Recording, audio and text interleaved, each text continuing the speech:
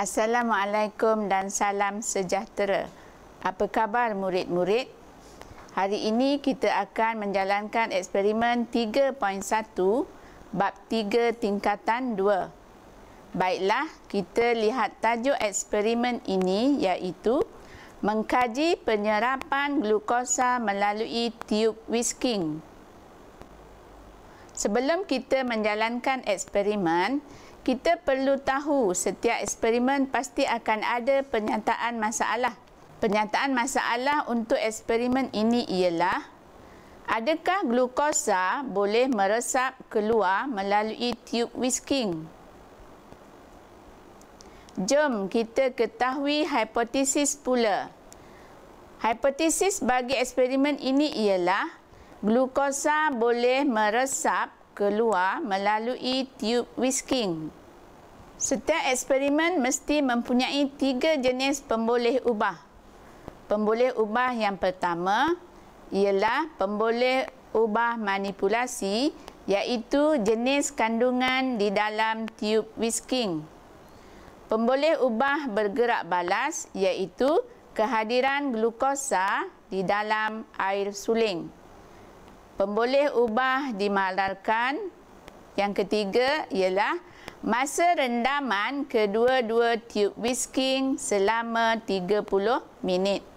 Sebelum kita memulakan eksperimen, mari kita lihat dahulu apakah alat radas dan bahan yang diperlukan bagi menjalankan eksperimen ini.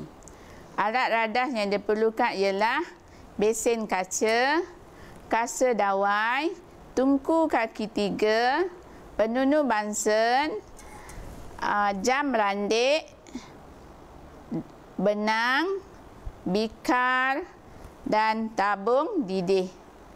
Okey, manakala bahan yang kita perlukan ialah air suling, ampaian kanji 100%, larutan glukosa, larutan benedik, larutan iodin dan juga tiub whisking.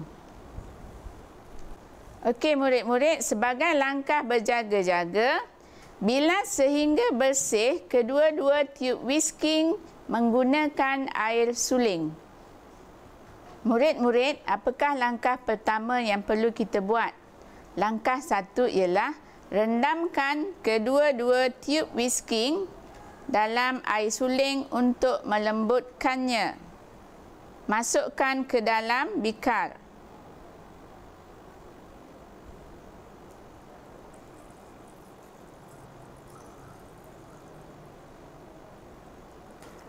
Seterusnya kita pergi ke langkah yang kedua, iaitu ikat satu hujung di kedua-dua tiub whisking yang direndam tadi menggunakan benang.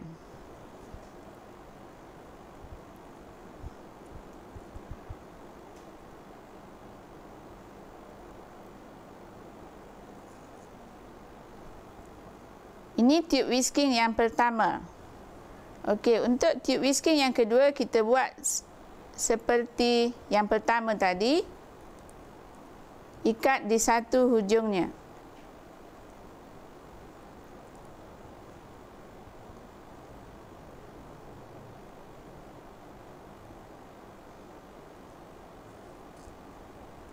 Okey, ini tiub whisking yang kedua.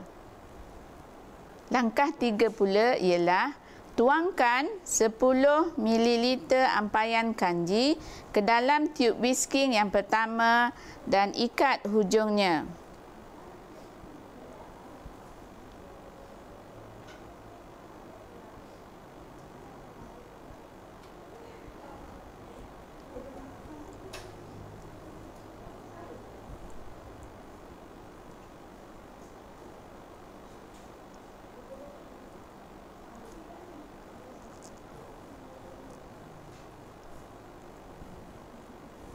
Okey.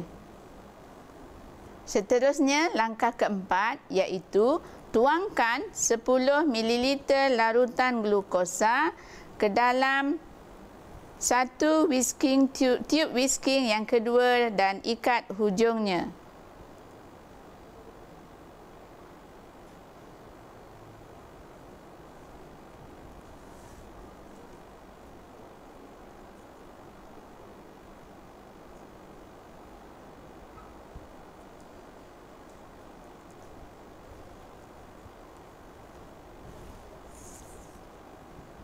Murid-murid, langkah ini penting tahu.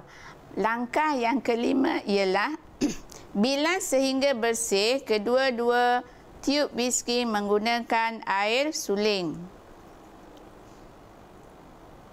Tiub whisky yang mengandungi kanji akan dimasukkan ke dalam tabung didih P1 yang mengandungi air suling.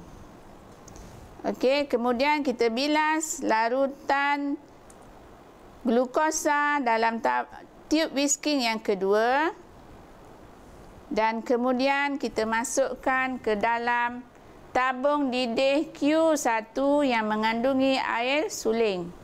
Kemudian kita teruskan dengan langkah 7. Ambil sampel air daripada tabung didih P dan Q1.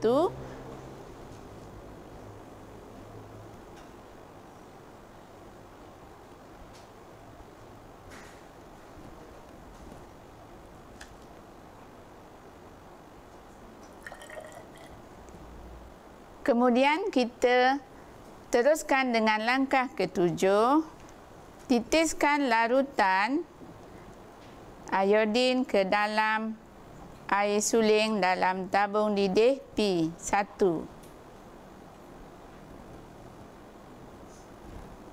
Kemudian kita titiskan larutan Benedict ke dalam tabung didih Q1.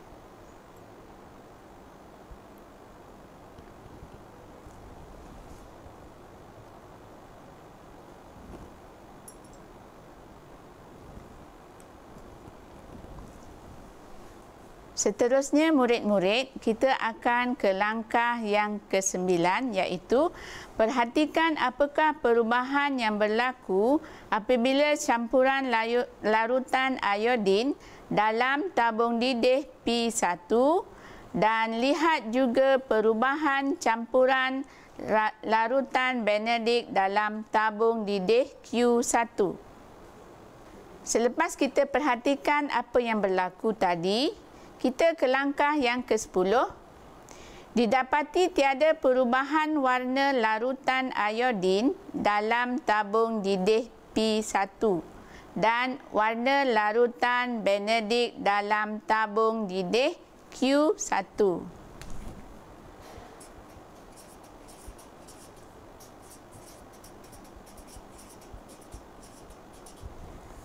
Sekarang kita akan tinggalkan tabung didih P1 dan Q1 yang mengandungi tiub whisking selama 30 minit. Setelah 30 minit, sekarang kita keluarkan tiub whisking daripada tabung didih P1 dan Q1.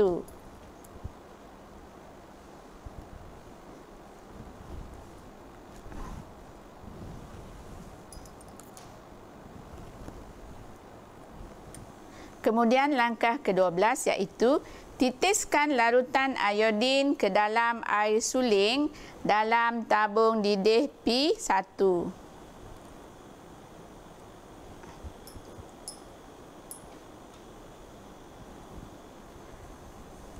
Langkah ke-13 pula, titiskan larutan Benedict ke dalam air suling dalam tabung didih Q1 dan dipanaskan dalam kukus air.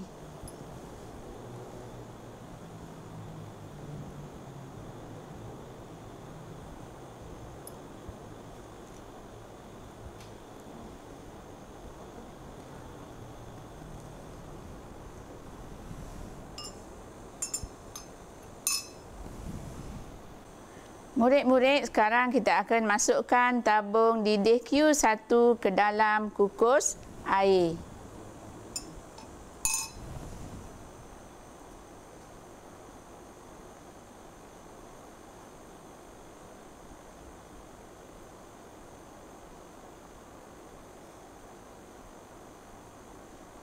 Langkah 14 iaitu perhatikan perubahan larutan iodin dalam tabung didih P1 dan perubahan campuran larutan Benedict dalam tabung didih Q1. Dalam langkah yang ke-15, murid-murid perlu mencatat hasil pemerhatian akhir dalam jadual keputusan eksperimen. Didapati warna larutan iodin tiada perubahan, manakala warna larutan benedik berubah membentuk mendakan merah bata.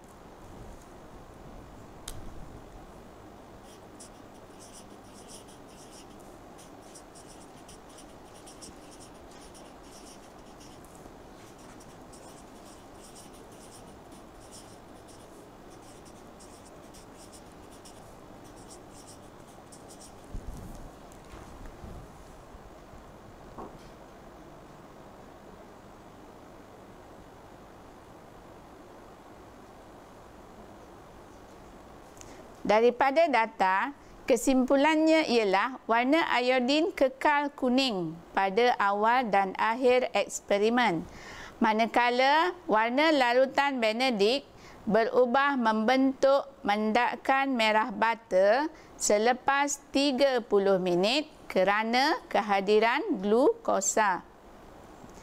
Baiklah murid-murid, hipotesis yang dinyatakan di awal eksperimen tadi adalah diterima. Sekian, terima kasih.